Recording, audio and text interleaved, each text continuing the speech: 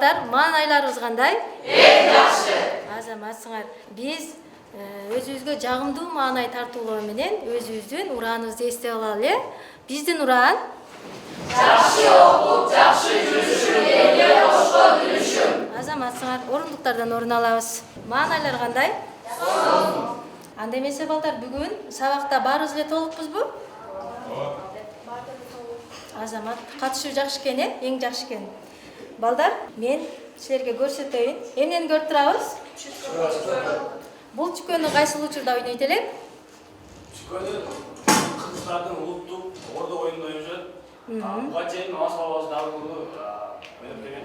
Азамат, мен бүгүн силерди сабакка катышууңарды, жакшы жооп берүүңөрдү мына ушул чүкө аркылуу баалаймын.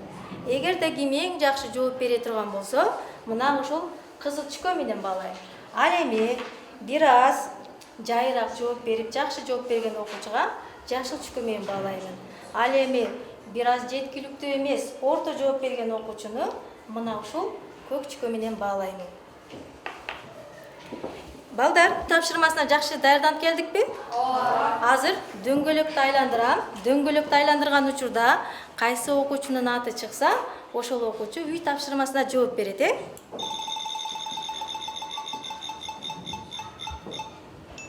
Татаал сүйлөмдө эмнени айтат элек? Биз өткөн сабакта татаал сүйлөмдөр боюнча сабак өткөнбүз. Татаал сүйлөмдөр кандай сүйлөмдөр болот эле? Нагима турабыз. Толуктап коебуз. Татаал сүйлөмдөр негизи эле кандай сүйлөмдөр болот эле? Татаал сүйлөмдөр эки же андан ашык сүйлөмдөрдөн туруп, ажырагыс биримдикте айтылып, бүткөн бир ойду билдирсе, булар татаал сүйлөмдөр болот.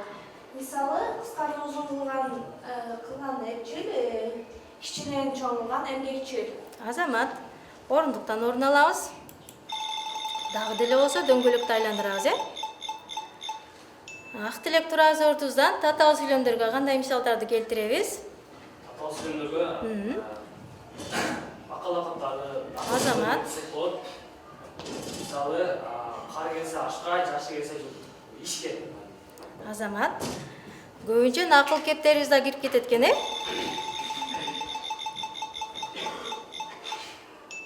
Жумагүл, негизи эле татаал сүйлөмдөрүбүз берген маанилерине карай, грамматикалык түзүлүштөрүнө карай канча топко бөлүп алат элек? Жалпы эки топко бөлүнөт. Биринчи интеллектуалдык татаал сүйлөмдөр жана экинчи багымдуу татаал сүйлөмдөр. Азаматсыңар, отурабыз. Анда эмесе азыр балдар, мен силерди топторго бөлүп алам.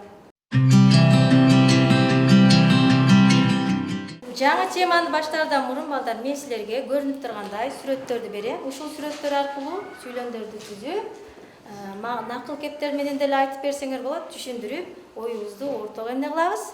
Айтабыз, Азыр топторго мен сүрөттөрдү берем.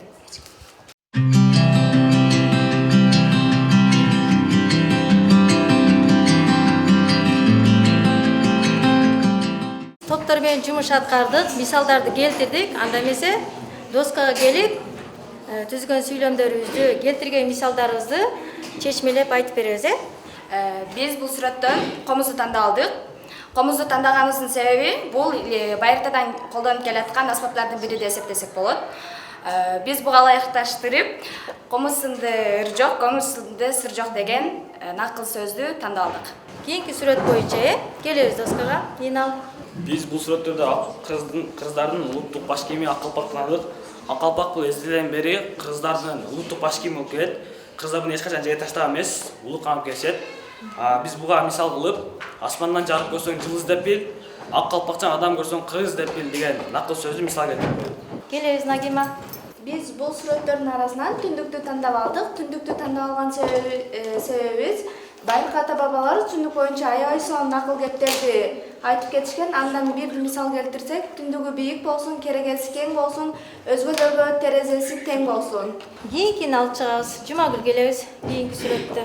Биз бул эки сүрөттүн ичинен бешикти тандап алдык. Бешикти эзелден эле ата бабаларыбыз колдонуп келген. Бул бешикке ылайыкташтырып, кыргыздын бешиктеги баланын бек болорун ким билет, карында баланын хан болорун ким билет деген накыл сөздү мисал келтирип алдык. Азамат, демек балдар, түндүктүн айланасындагы көрүнүп тургандай эле калпак, көкөр, комуз, бешик, ошондой эле куржун, булардын баардыгы биздин улуттук баалуулуктарыбыз деп айтсак болот экен. Булар себеби бири-бири менен байланыштырат. Баары тең биздин эң баалуу улуттук баалуулуктарыбыздын бири. Демек биздин бүгүнкү өтүлө турган темабыз тең байланыштагы татаал сүйлөмдөр экен. Дептерибизди ачып, датаны жазып, бүгүнкү теманы жазабыз. Жалган Куран айынын 10-у. Бүгүнкү өтүлүүчү темабыз тең байланыштагы татаал сүйлөмдөр. Анда эмесе экранга көңүл бурабыз балдар. Бүгүнкү өтүлө турган сабагыбыздын максаты тең байланыштагы татаал сүйлөмдөр боюнча кенен маалымат алабыз. Аны менен бирге алардын түрлөрүн билүү аркылуу билим билгичтиктерибизди өнүктүрөбүз.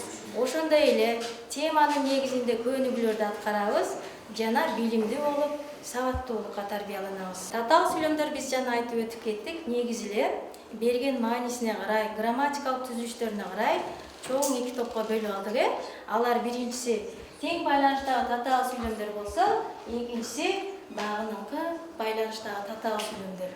Тең байланыштагы татаал сүйлөмдөр негизи эле өз ара эки же андан ашык сүйлөмдөрдөн жана ошондой эле маанилик грамматикалык жактан ажырагыс биримдикте айтылып, бүткөн бир ойду түшүндүргөн сүйлөмдөрдүн баардыгы тең байланыштагы татаал сүйлөмдөр болот.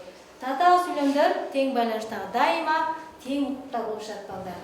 Мисал келтире турган болсок, билимдүү эмгегине ишенет, ал эми билимсиз түшүнө ишенет. Бул татаал сүйлөмдүн тутумундагы эки жөнөкөй сүйлөмүбүз ар бирине көңүл бура турган болсок, биринчи сүйлөмдө карайбыз, билимдүү эмгегине ишенет дейт.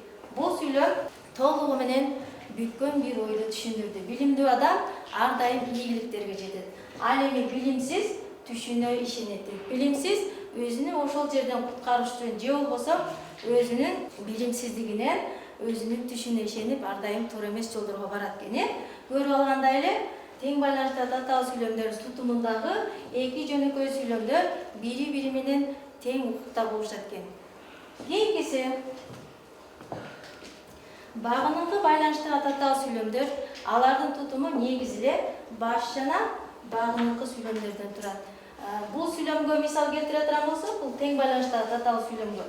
Мисалы механик келгенде комбайн жүрдү дейт. Бул сүйлөмүбүздүн баш сүйлөмү комбайн жүрдү деген сөзүбүз болот дагы.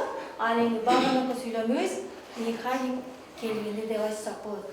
Бул багыныңкы байланыштагы татаал сүйлөмдөр боюнча кийинки сабакта кенен маалымат алабыз, балдар.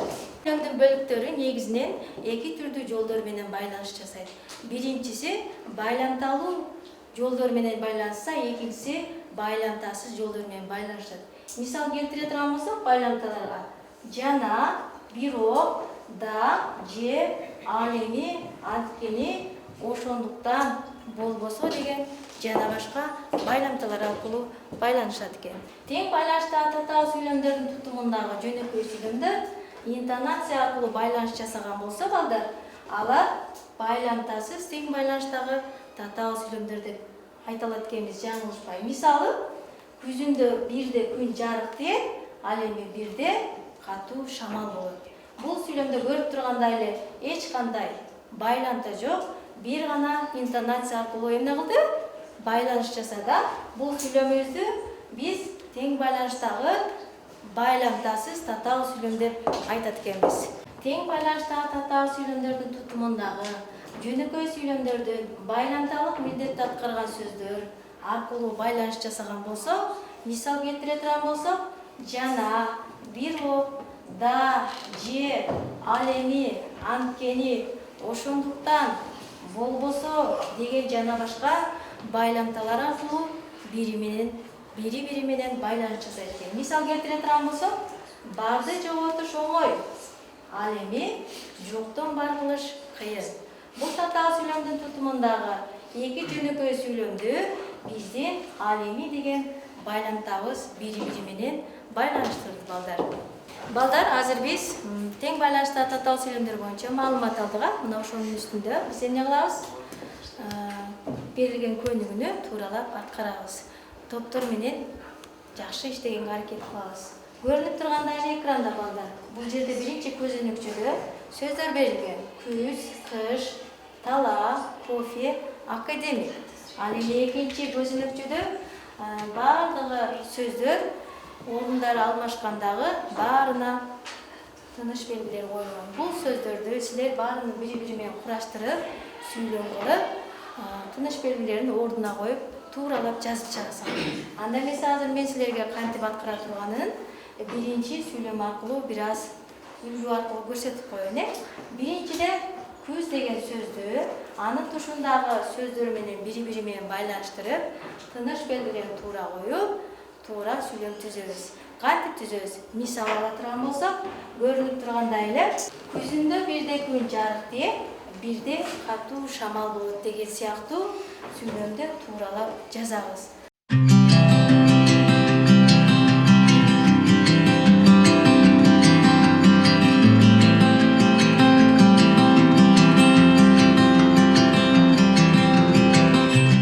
Доскага келебиз дагы презентация кылып, окуп түшүндүрүп беребиз да. Келгиле. Анда эмесе кезекти байламталуу тең байланыштагы татаал сүйлөмдөр тобуна беремин. Бизге берилген сөздөрдү биз кураштырып, кофе дарагынын уругунан жасалат да, ден соолукка пайдалуу таасирин тийгизет деген сүйлөмдү түзүп алдык. Бул татаал сүйлөм, бул татаал сүйлөмдүн курамындагы эки жөнөкөй сүйлөмдү да деген байламда байланыштырып турат. Азамат, экинчи сүйлөмдү. Ал эми экинчи сүйлөмдагы академик Павлов 60 жашка чыкса да, ал трапеция менен тегеректи көнүгүү жасап, секирчүү экен. Бул сүйлөмдө дагы татаал сүйлөм курамында эки жөнөкөй сүйлөмдү да деген байламда байланыштырып турат. Азамат, демек бул түзгөн сүйлөмдөрүбүздүн бардыгы байламталуу тең байланыштагы татаал сүйлөмдөр. Азаматтын эң туура формасы бар. Бизге берилген сүйлөмдү биз толуктап тууралап жазып алдык. Биринчиси кышта кар калың түшөт, бирок суук болгон жок. Бул татаал сүйлөмдүн ичинде эки жөнөкөй сүйлөмдү бириктирип турган сөз, бул бирок сөз. Бирок деген байламда байланыштырып турат. Азаматсын. Ал эми үчүнчүсү талаада трактор иштебейт, анткени мотор бузулуп калды. Бул сүйлөмдө дагы татаал сүйлөмдү тутумундагы эки жөнөкөй сүйлөмдү анткени деген байламдабыз бири-бири менен байланыштырды. Азаматсын. Эң соңу. Анда эмесе кийинки көнүгүүгө өтөбүз балдар. Кийинки көнүгүүбүз бул жерде кантип аткарасыңар? Көп чекиттин ордуна тиешелүү сөздөрдү коюп, тууралап жазабыз. Дагында эле болсо бул берилген сүйлөмдөрдү топтор менен иштейбиз. Эки топко мен батман берем, тууралап жазабыз. Биринчи, экинчи, үчүнчү сүйлөмдү байламталуу тең байланыштагы татаал сүйлөмдөр тобу аткарат дагы. Ал эми 4-чү, 5-чи, 6-чы сүйлөмдөрдү байламтасыз тең байланыштагы татаал сүйлөмдөр тобу иштеп аткарган. Билгилериңиз, балдар.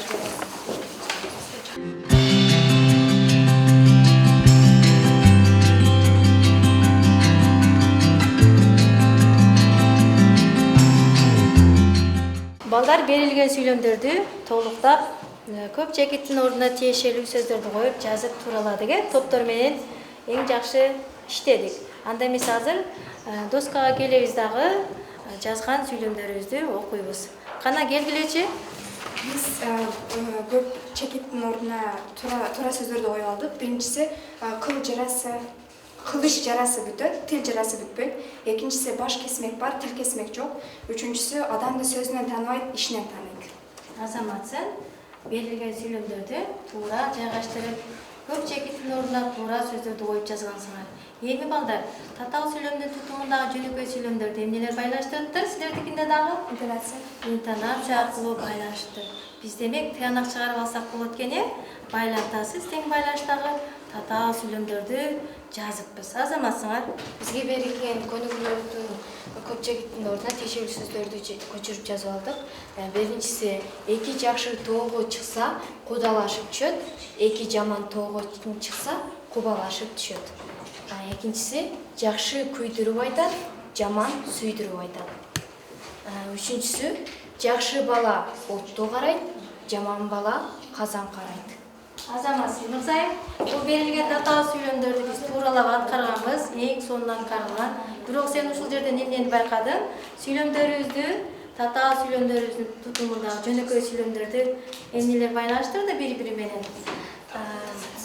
Интонация байланды. Азамат интонация аркылуу гана байланды. Демек биздин тууралап жазган сүйлөмүбүздүн бардыгы байламтасыз тең байланыштагы татаал сүйлөмдөр экен.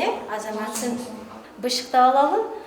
Тең байланыштагы татаал сүйлөмдөр кандай сүйлөмдөр болот экен? Ким айтып коет? Тең байланыштагы татаал сүйлөмдөр кандай сүйлөмдөр болуп калат экен? Тең байланыштагы татаал сүйлөмдөр деп бул татаал сүйлөм тутумундагы эки жөнөкөй сүйлөм бири-бири менен тыгыз байланышта болуп, бүткөн бир ойду билдирип, тең укукта болсо, ал тең байланышта татаал сүйлөм болуп атат. Инал бири-бири менен кандай байланыш жасайт экен? Тең байланыштагы татаал сүйлөмдөр? Тең байланыштагы татаал сүйлөмдөр бири-бири менен байланышлар аркылуу байланышат. Экинчиси интонация аркылуу байланышат экен.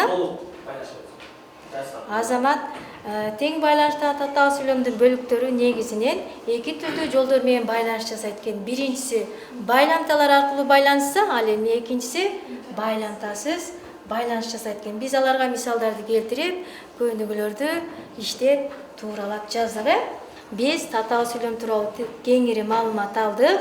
Анда бүгүнкү сабагыбызда эки топтон эң жакшы катышты, эң жакшы сүйлөмдөрдү түзүштү. Бул окуучуларды мен баалап алайын. Биринчи топтон байламтасыз тең байланыштагы татаал сүйлөмдөр тобунан Инал эң жакшы жооп берди. Ошондой эле Назымгүлдү баалайбыз кызыл чүкө менен.